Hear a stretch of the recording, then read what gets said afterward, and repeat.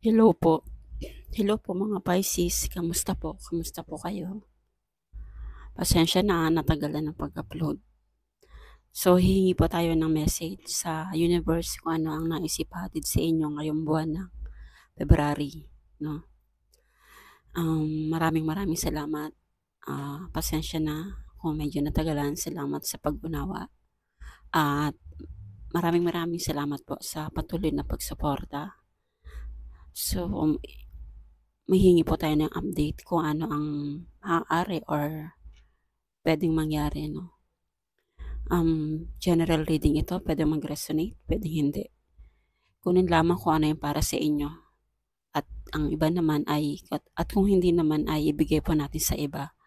At gamitin lamang itong gabay para sa ating buhay. Nasa inyo pa rin po ang pagbabago ng ninanais ninyo na gusto nyong makamit, no?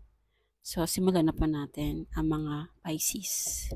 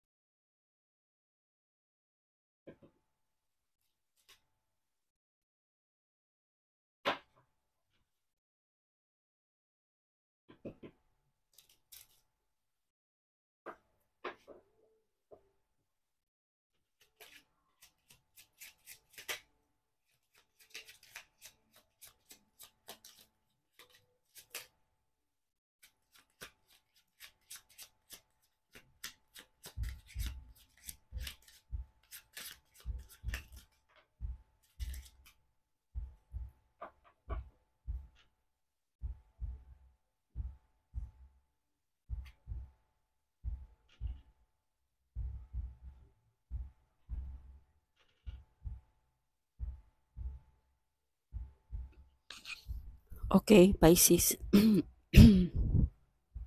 Meron kang mga kadiling dito na, meron kang kadiling na water sign, Cancer, Pisces, Scorpio, and Gemini, Libra, Aquarius, at Earth sign, Aries, Leo, Sagittarius. Okay, ang message sa inyo po mga Pisces. Parang medyo parang nagkakaroon ka dito ng sa sarili mo na parang ayaw mo magpatalo, no? Parang ayaw mo magpatalo sa person mo na yung binibigay na effort para sa'yo kasi feeling mo parang ang bagal, no? Nakakaramdam ka dito ng slow. Mabagal yung action ng person mo. Kaya minsan gusto mo siyang awayin or gusto mo siyang hanapan, no? Kung bakit ganyan yung sitwasyon, no? At nakakaramdam ka rin dito ng ang pagka-protekta, no? Parang meron kang hinaharang, no? Hinaharang sa sarili mo or pinoprotektahan mo yung sarili mo sa mga bagay na yung parang mga obligasyon, no? Obligasyon sa pamilya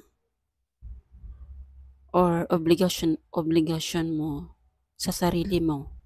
Or pwede rin itong pinoprotektahan mo yung sarili mo kasi meron kang meron kang pinaghahandaan na isang bagay na isang selebrasyon na siguro meron sa part mo na gustong bumuo ng pamilya at magkakaroon ng kasalan or magkakaroon ng yung mga kasiyahan na bubuin or meron kang dinedepensahan na isang selebrasyon na natatakot kang mangyari, 'no? Parang nandun yung doubt mo, 'no? Pero overall po, 'wag po kayong mag-alala kung meron mang nakakaramdam ka ng nakakaramdam ka ng pagkatakot or parang feeling mo, malayong mangyari yung inaasam mo. Hin 'Wag po kayong mag-alala kasi magkakaroon ka ng kasagutan, magkakaroon ka ng clarity sa mga iniisip mo. Kahit ang nase-sense ko po kasi dito parang ang bagal ng action ng person mo para sa'yo. Yun po ang nase-sense ko dito. Kaya pinoprotektahan mo yung sarili mo sa mga bagay na mangyayari, 'no? So, hingi pa po tayo ng message. Ano pa ang message sa inyo, mga Pisces?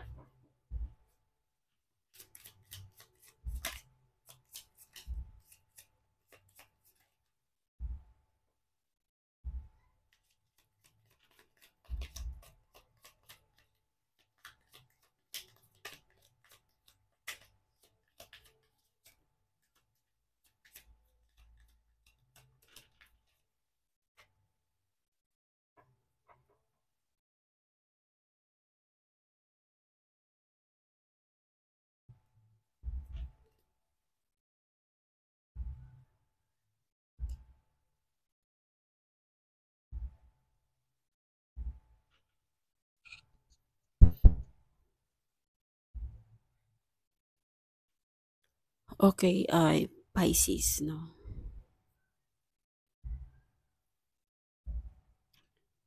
Siguro ang person mo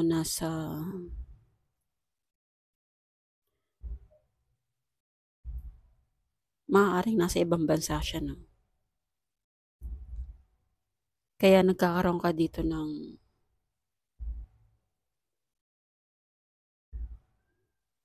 pagkabalanse, 'no? Binabalanse binabalanse pa rin ng person mo yung hinahanap mo para sa kanya, 'no? At gumagawa naman siya ng paraan para makuha yung attention na hinahanap mo, 'no? At nag-iisip po talaga siya, 'no? Marami siyang thinking para sa'yo.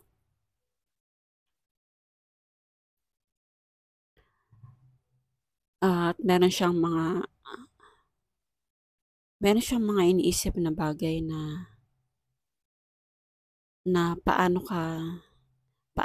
kit paano ka niya mapoprotektahan or paano niya ibibigay yung mga hinahanap mo para sa kanya, 'no? Kaya siguro yung communication ninyo ng person mo, nahihirapan ka, 'no?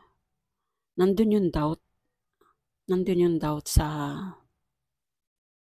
sitwasyon ninyo kasi malayo kayo, eh. Malayo yung communication ninyo kaya parang, gusto mo siyang, kumprontahin para sa mga bagay na gusto mong mangyari, 'no? Pero nandun yung pagkabalanse ng person mo. Talagang binabalanse niya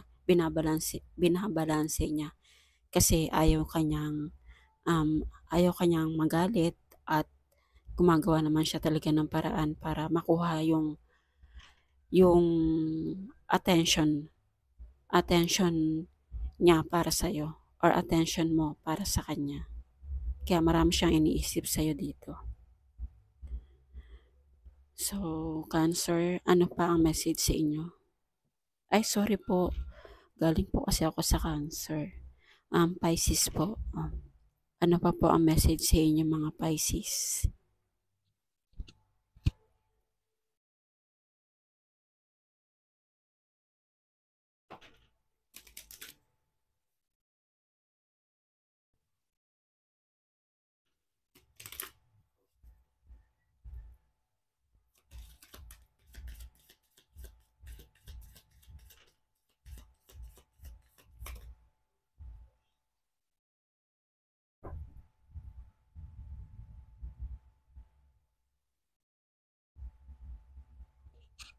Okay, Pisces.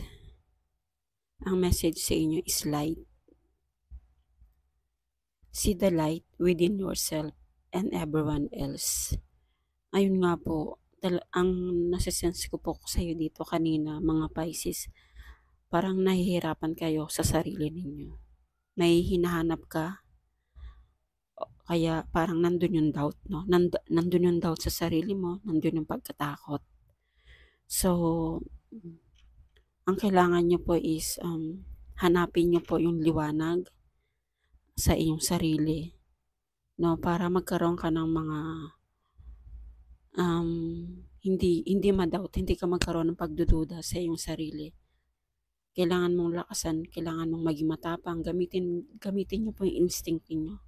Kasi ang mga Pisces, malalakas ang pakiramdam niyan. Talagang nandun